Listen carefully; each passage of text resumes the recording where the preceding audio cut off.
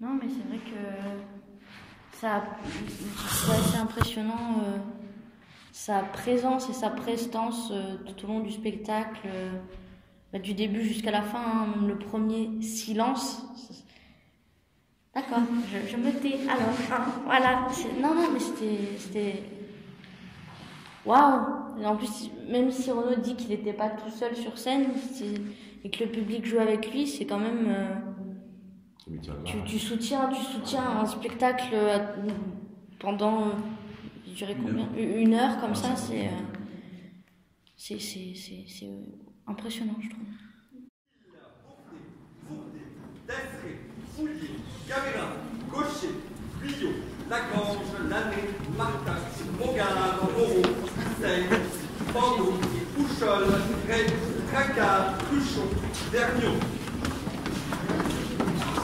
Silence!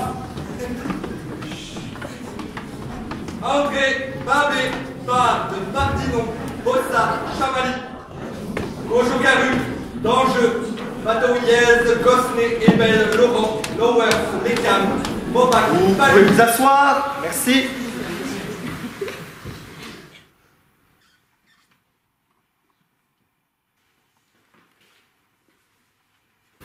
Il y a 7 ou 8 ans, un homme nommé Claude Gueux, pauvre ouvrier, vivait à Paris.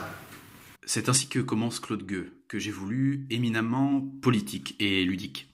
C'est avant tout une forme légère qui peut se jouer partout et qui raconte l'histoire de cet homme qui, pour avoir volé un morceau de pain, se retrouve en prison et où en prison il va subir toute la méchanceté de la part de son geôlier, ce qui va le conduire pour lui-même à le condamner à mort. C'est donc une réflexion sur la justice, sur l'injustice aussi, et sur les dérives d'une société sans âme. Le spectacle se met alors en place autour de Frédéric Péricot, qui est un comédien issu du Conservatoire de Limoges, et de 3 marionnettes représentant les 3 personnages principaux de la parabole que nous propose Victor Hugo, marionnettes conçues par Béatrice Courette. Le comédien s'adresse directement au public, dans une forme brechtienne, l'interroge, l'interpelle, joue avec lui. Il y a des hommes qui sont frères et des hommes qui sont aimants. Claude Gueux était aimant. On va même pousser le public à interagir dans le spectacle, en donnant à certaines personnes des rôles à jouer.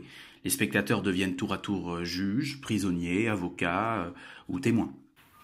Avant de tuer le directeur, tu devrais essayer une dernière fois de lui parler et de le fléchir. C'est juste. Je le ferai.